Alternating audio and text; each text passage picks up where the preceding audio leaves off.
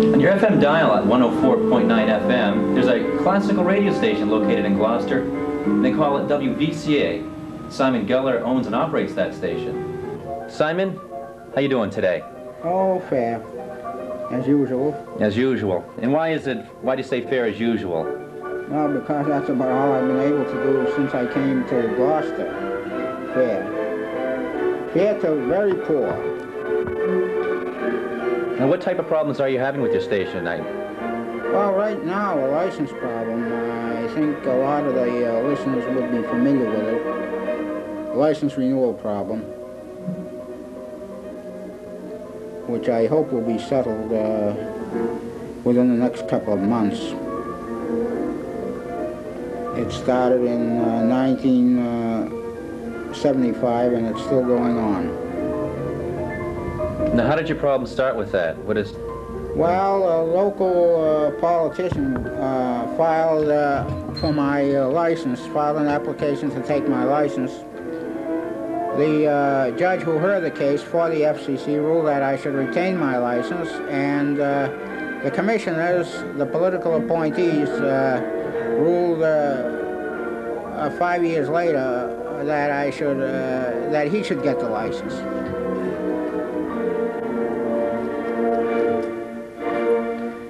Well, what do you think the future of your station stands right now, then, along those lines? I think I'll get the license renewal. So when do you feel you'll know the results of the court action, or the appeal that you're taking right now? Well, the appeal, the order on the appeal should come down sometime near the end of March, we hope.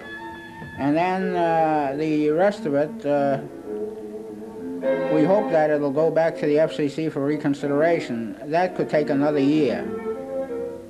And after that, if they rule for me, then the other party can appeal, and that could take another 2 years.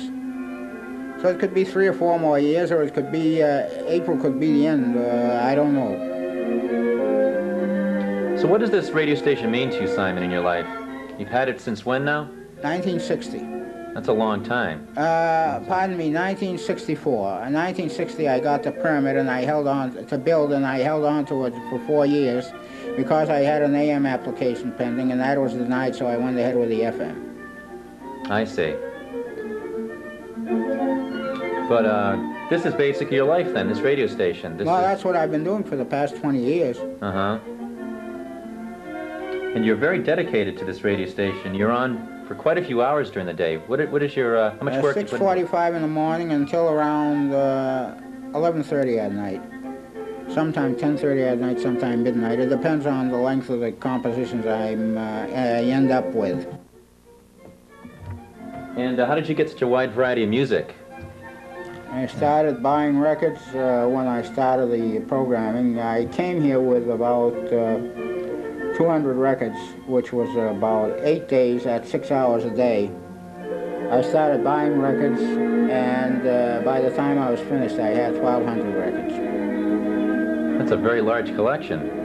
Wow. Well, it's large in this respect that there are very few duplications of selections in the library.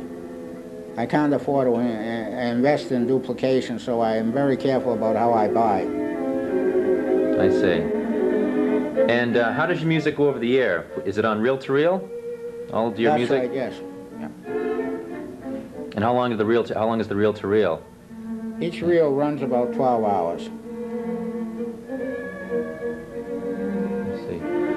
And our listeners might be interested in, we have a pretty simple setup here. They've seen radio stations before and they always look complicated. But how does the music get from the reel-to-reel to the home listener? Basically, how does that work? Well, it goes into that console on the rack with the 5 controls on it at the bottom, across the bottom. And then from there, it'll go into the amplifier on top of the rack, which levels it off to some degree, levels the music off, so you don't have periods when it's way down below the level, below audible level. And then from the amplifier it goes into the telephone line, which terminates at the transmitter and connects into the transmitter. So it really doesn't take too much equipment to do this then? No. It's very simple. And where is your transmitter located? And how much power is that? Cape Ann Industrial Park in Gloucester, in the Magnolia section of Gloucester, and it's a 1,000-watt transmitter, operating at full output with an antenna gain of 3. Now, how does the money for the operation of the station come in? Approximately 3/4 from contribution and 1/4 from advertising. I see. And why is it only 1/4 for advertising? Because the local advertisers won't advertise unless they get fraudulent billing, and I've refused to give it to them. Except for the banks. The banks have been supporting me very nicely. In fact, one of them has been on straight through without a break since 1965. And Nichols Candies also has been on straight through since 1965 without an interruption. So that must be very helpful to you then, having those people. It is, yeah. Uh-huh. But the other 3/4 comes from listeners then, I take it? That's right. And they donate money to you? They send in checks, that's right. And how does it look as far as the donations go recently? Right now it's very good.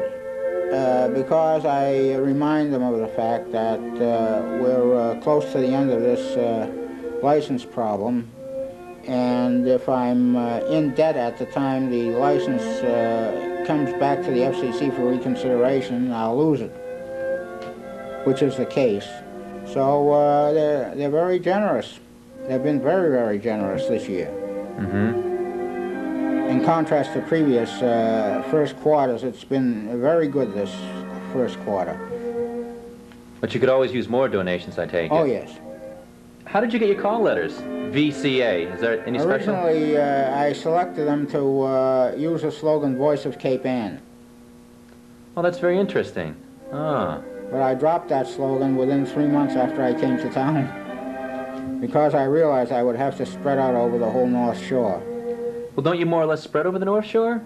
Yeah, but I didn't want to identify it with a limited area if I was covering, and I didn't when I first came here. I was just limited primarily Gloucester, Rockport, Manchester, and Essex. They could hear me beyond that area, but it wasn't good. But in reality, nowadays you can call yourself the voice of the Cape Ann area. Well, if I want to, yeah. Yes, but I don't think it's wise at this stage.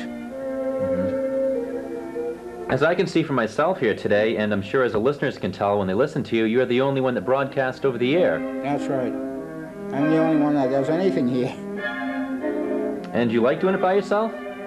No, I would like to have 1 or 2 people working here, but there isn't enough coming in to do it. There isn't enough money coming in. So from the beginning you've done it all by yourself then, it sounds like? No, from 1964 to 1967 I had as many as 4 employees at one time here.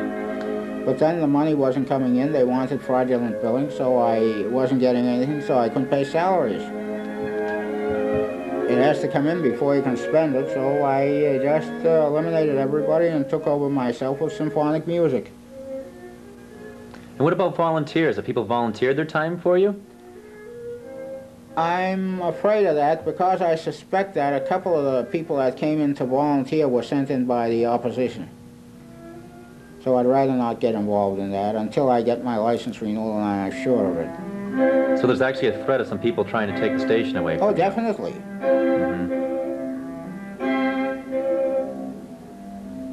Well, Simon, I want to thank you for joining us today and talking to the community of Beverly about your radio station in Gloucester. And if you're in the mood for some classical music sometime, day or night, it runs from early in the morning to late in the night. It's WVCA, and it's 104.9 on your FM dial. Thank you, Simon, for talking with us.